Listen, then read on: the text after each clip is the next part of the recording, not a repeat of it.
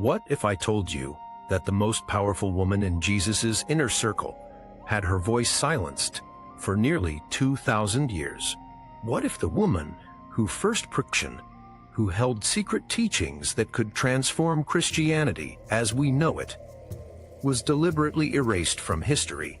Today, we're diving deep into the forbidden gospel of Mary Magdalene, a text so revolutionary that early church fathers banned it from the Bible. But here's what they didn't expect. This lost gospel survived in the ancient manuscripts of Ethiopia, hidden in plain sight, waiting for this moment of spiritual awakening to be revealed. The year 2025 marks a profound shift in human consciousness. We're living through what spiritual leaders call the Great Unveiling, a time when hidden truths emerge from the shadows. And at the center of this revelation stands a woman whose story was buried beneath centuries of patriarchal interpretation. Mary Magdalene wasn't just a follower, she was the apostle to the apostles, the keeper of Yeshua's most sacred teachings. Her gospel doesn't just challenge what we think we know about early Christianity. It reveals a path to divine wisdom that transcends race, gender, and religious boundaries. But why was her voice silenced? What truths were so dangerous that they had to be hidden? And what does her message mean for us today, as we navigate a world crying out for justice, unity, and spiritual awakening? The answers will shake you to your core, and they'll challenge everything you've been taught about faith, about women's roles in spirituality, and about the true nature of divine revelation. Are you ready to discover the hidden story that could change Christianity forever? From the shores of the Sea of Galilee to the ancient libraries of Ethiopia, from the caves of Nag Hammadi to the DNA laboratories of modern archaeology. We're about to uncover a truth so powerful that it's been suppressed for nearly 2 millennia. This isn't just history. This is prophecy unfolding before our eyes. The last shall be first, and the silenced shall speak with thunder. Mary Magdalene's time has come. Picture this scene: dawn breaks over Jerusalem. The city still sleeping after the horror of crucifixion. A woman walks alone through the shadows, her heart shattered, carrying spices to anoint the body of her beloved teacher. But when she arrives at the tomb, everything changes. The stone is rolled away, the body is gone, and she becomes the first human being to witness the greatest miracle in history. This woman, Mary of Magdala, doesn't just see the resurrection, she's chosen to announce it to the world. But here's what they don't teach you in Sunday school. According to the Gospel of John, when Mary tells the disciples what she's seen, they don't believe her. A woman's testimony wasn't considered valid in first-century Palestine, yet Yeshua, in his infinite wisdom, chose her as his first witness. He called her by name Miriam, and she recognized his voice. The Hebrew word for this recognition, nakar, means more than just seeing. It means knowing someone's essence, their very soul. The canonical Gospels give us glimpses of Mary's importance, but they're just fragments of a much larger story. Luke tells us that 7 demons came out of her. But what if this wasn't about possession? What if it represents the 7 levels of spiritual purification, the same 7 chakras that Eastern traditions speak of? What if Mary Magdalene underwent the most complete spiritual transformation possible, making her worthy to receive Yeshua's deepest teachings? Archaeological evidence from Magdala, her hometown on the Sea of Galilee, reveals a thriving commercial center where women held significant economic power. Recent excavations have uncovered a first-century synagogue with intricate mosaics, suggesting a community that valued both tradition and innovation. Mary wasn't some outcast. She was likely a woman of means who used her resources to support Yeshua's ministry. The Gospel of Luke confirms this, stating that she and other women provided for the disciples out of their own resources. But here's where the story gets revolutionary. In the Gnostic Gospel of Mary, discovered in 1896, but suppressed for decades, we find teachings that turn everything upside down. This isn't some late fabrication. Scholars date the original text to the 2nd century, making it as ancient as many books that made it into the Bible. And what it reveals will challenge every assumption you have about early Christianity. Tell us in the comments, have you ever wondered why women's voices were silenced in early Christianity? What do you think Mary Magdalene's true role was in Yeshua's ministry? The truth is about to get even more shocking. In the Gospel of Mary, we discover that after Yeshua's resurrection, he appeared to Mary in a private vision and gave her teachings that he shared with no one else. These weren't just comforting words. They were profound spiritual instructions about the nature of reality, the journey of the soul, and the path to divine union. But when Mary shares these revelations with the other disciples, Peter explodes with rage. Did he then speak secretly with a woman in preference to us and not openly? Peter demands, "Are we to turn back?" And all listened to her. Did he prefer her to us? Here we see the birth of patriarchal Christianity, the moment when divine revelation gets filtered through human prejudice. But notice something crucial. It's not Yeshua who silences women.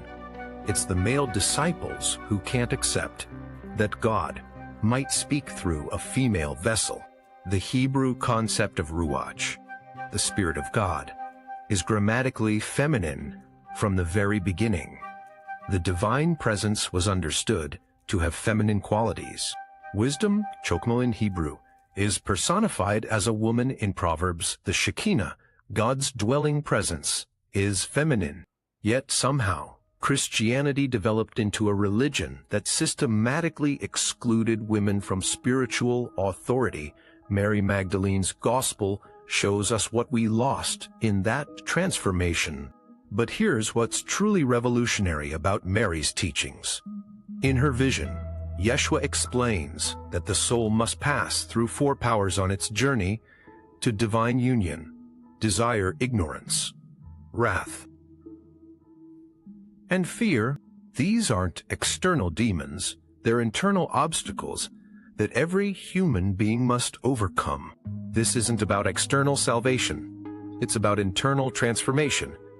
It's about becoming whole, complete, echad in Hebrew, united with the divine source. Modern DNA research has revealed something fascinating about the people of 1st century Palestine.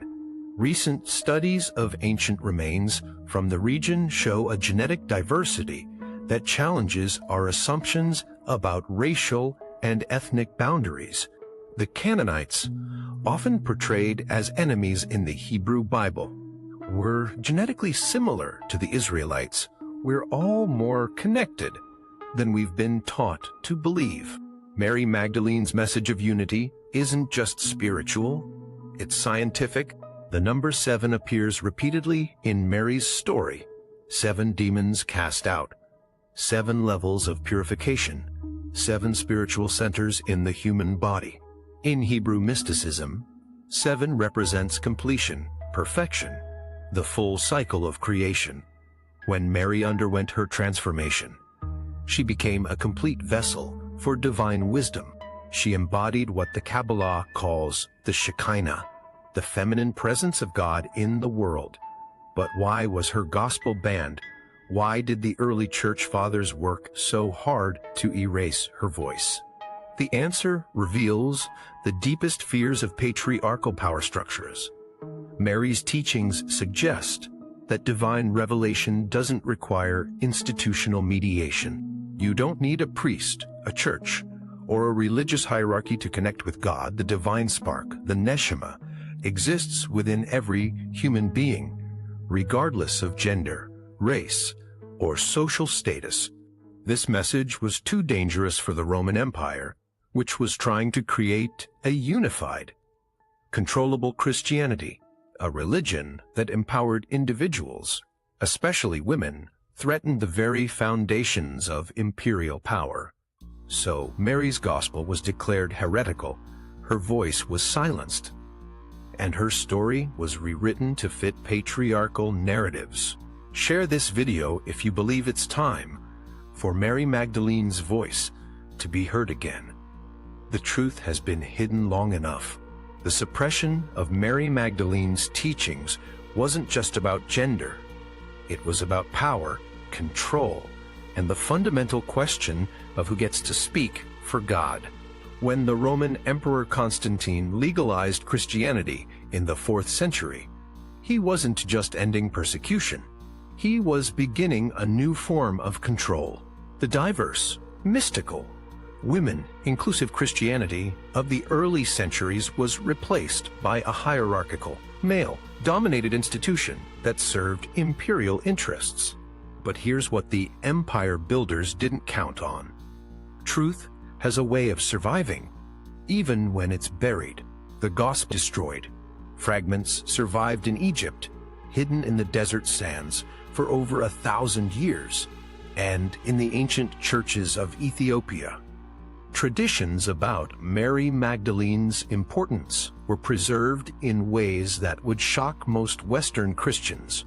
Ethiopian Christianity, one of the oldest continuous Christian traditions in the world, never fully accepted the Roman version of the faith. In the Ethiopian Orthodox Tewahedo Church, Mary Magdalene is venerated as a saint of the highest order, equal to the apostles. Their ancient texts, written in Ge'ez, contain stories about Mary that were lost in the West. She's not portrayed as a repentant sinner, but as a wise teacher, a spiritual mother, a keeper of divine mysteries.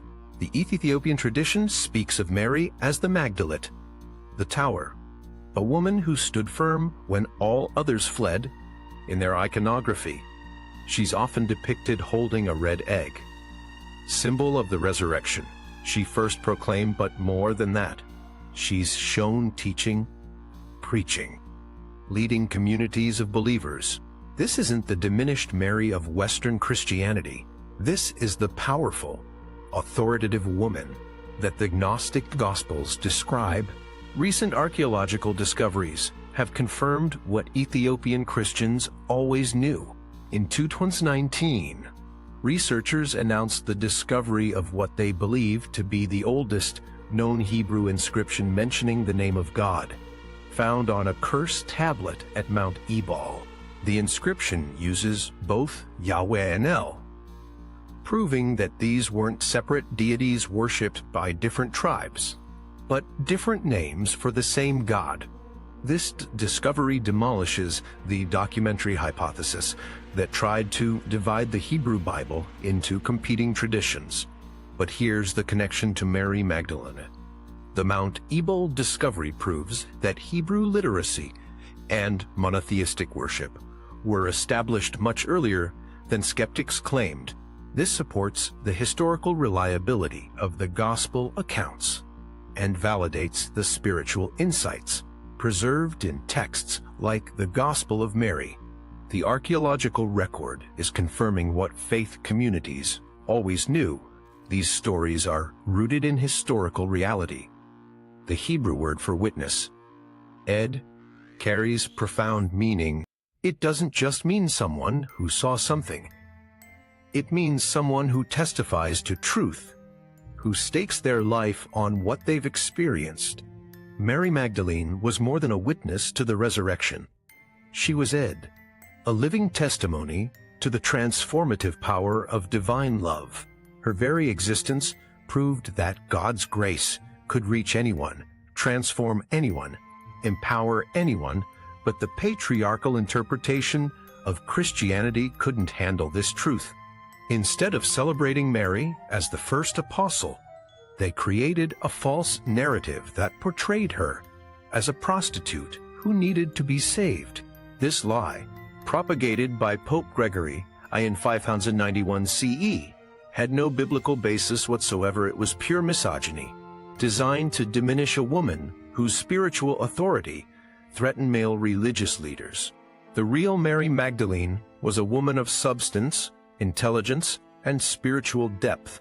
She funded Yeshua's ministry. She understood his teachings in ways that even the 12 disciples struggled with. And she was chosen by the risen Christ to be the first herald of the new creation.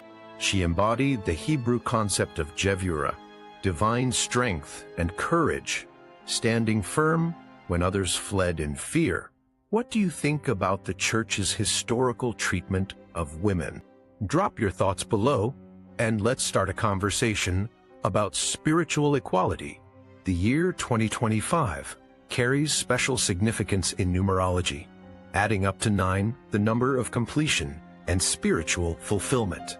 We're living in a time of great unveiling, when hidden truths are being revealed and ancient wisdom is being restored. The rediscovery of Mary Magdalene's true story isn't coincidence.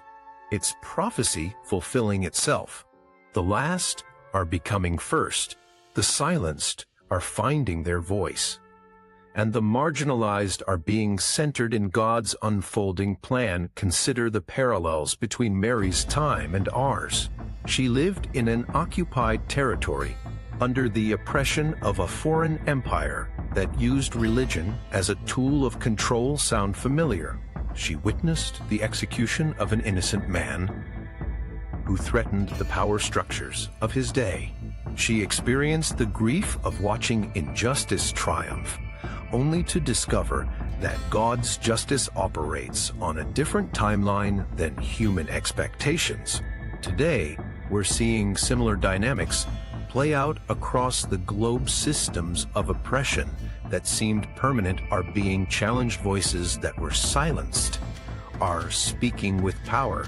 Ancient wisdom traditions that were dismissed as primitive are being validated by modern science. The same spirit that empowered Mary Magdalene is moving in our time, calling forth a new generation of spiritual leaders who refuse to be confined by traditional boundaries. The Gospel of Mary teaches us that spiritual authority doesn't come from institutional position. It comes from direct encounter with the divine. Mary's authority didn't derive from being appointed by the 12 disciples. It came from her personal relationship with Yeshua and her willingness to receive and share divine revelation. This principle threatens every religious hierarchy that tries to control access to God. But here's what's beautiful about Mary's story. She doesn't seek power for its own sake. She uses her spiritual gifts to comfort and strengthen others. When the disciples are paralyzed by fear after Yeshua's crucifixion, Mary stands up and encourages them. Do not weep and do not grieve nor be irresolute. She tells them, for his grace will be entirely with you and will protect you. She transforms their despair into hope, their confusion into clarity. This is the kind of leadership our world desperately needs. Not the dominating, controlling leadership of empire, but the servant leadership that Yeshua modeled and Mary embodied. Leadership that lifts others up, that shares power rather than hoarding it, that seeks to heal rather than to harm, and leadership that recognizes the divine spark in every human being, regardless of their background or circumstances. The Hebrew word for this kind of leadership is melech, which doesn't just mean king or ruler. It means one who gives counsel, who provides guidance, who serves the well-being of the community. Mary Magdalene was a melech in the truest sense, a spiritual leader who used her gifts to build up the body of believers rather than to advance her own interests. Modern genetic research has revealed something profound about human diversity and unity. Studies of ancient DNA from the Middle East show that the populations we think of as distinct ethnic groups are actually closely related genetically. The artificial divisions that humans create based on race, ethnicity, and nationality don't reflect biological reality.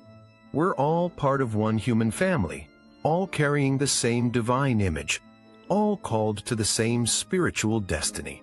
This scientific truth validates what Mary Magdalene's gospel teaches about spiritual unity. In her vision, Yeshua explains that the goal of spiritual development is to transcend the illusions that separate us from God and from each other. The four powers that the soul must overcome, desire, ignorance, wrath, and fear, are the same forces that create division, hatred, and oppression in our world. When we overcome desire, we stop trying to possess and control others. When we overcome ignorance, we see the truth of our interconnectedness. When we overcome wrath, we choose love over hatred. When we overcome fear, we trust in God's ultimate justice and mercy. This isn't just personal transformation. It's social transformation. And it's the path to the beloved community that prophets and visionaries have always proclaimed, like this video, if you're ready to embrace the radical unity that Mary Magdalene's gospel proclaims.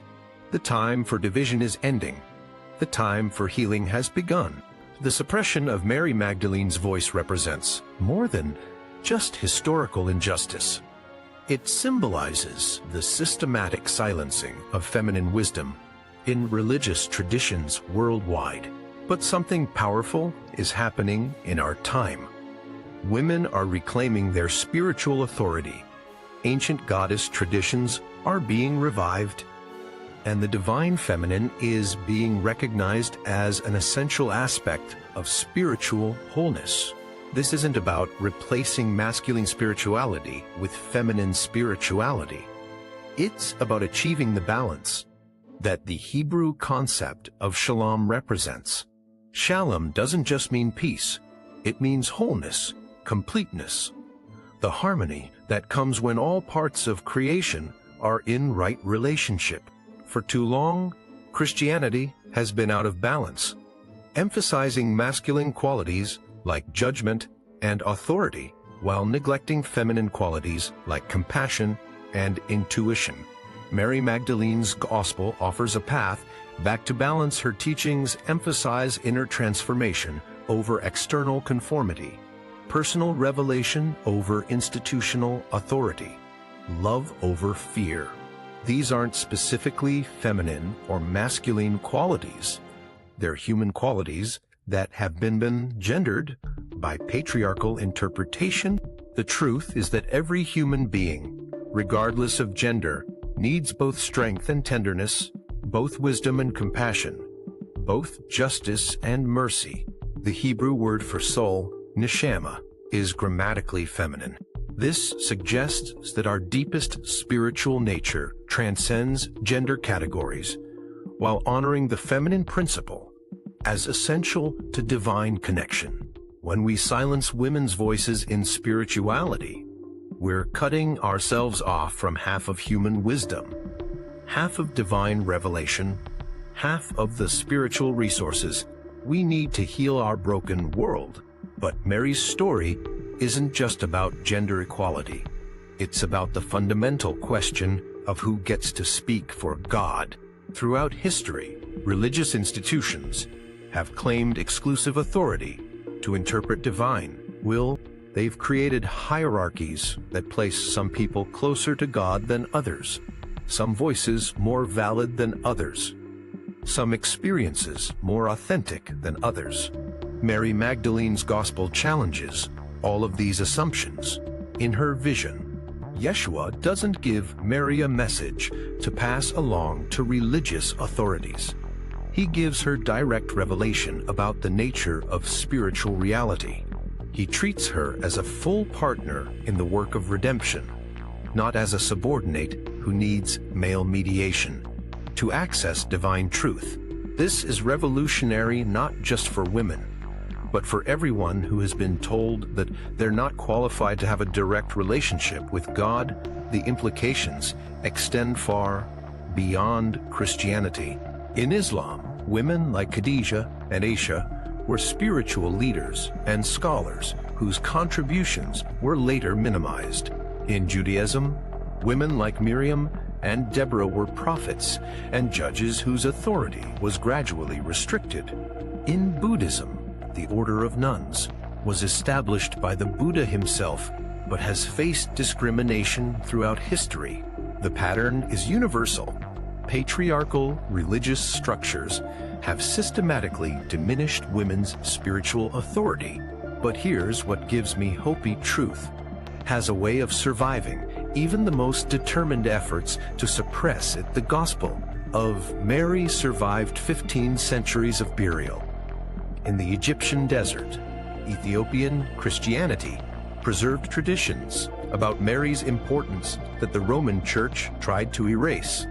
Indigenous traditions worldwide have maintained reverence for feminine spiritual power despite centuries of colonization and conversion efforts.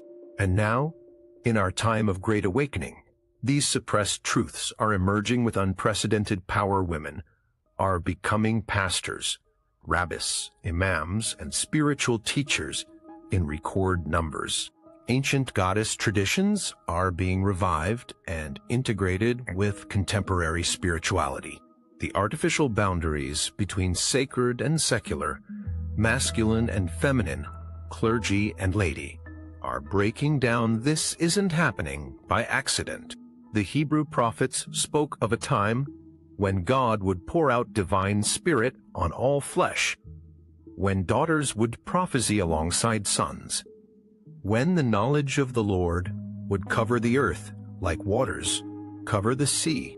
We're living in that time. The Spirit that spoke through Mary Magdalene is speaking through countless voices today, calling us back to the wholeness that God always intended. Comment below if you've experienced the divine feminine in your own spiritual journey. How has recognizing the sacred feminine changed your understanding of God? The archaeological record continues to validate the historical reliability of the gospel accounts, including the stories about Mary Magdalene. Recent excavations at Magdala have uncovered a first-century synagogue with remarkable preservation, including stone vessels, frescoes, and a unique carved stone that may have been used for Torah readings. This confirms that Magdala was a significant religious center, not just a fishing village. But here's what's even more significant. The excavations have revealed evidence of a thriving economy where women played important commercial roles. Textile production, food processing, and trade activities all show signs of female participation and leadership. This archaeological evidence supports the gospel accounts that describe Mary and other women as financial supporters. They were partners in the work of the kingdom. The discovery of ancient DNA from the region has revealed something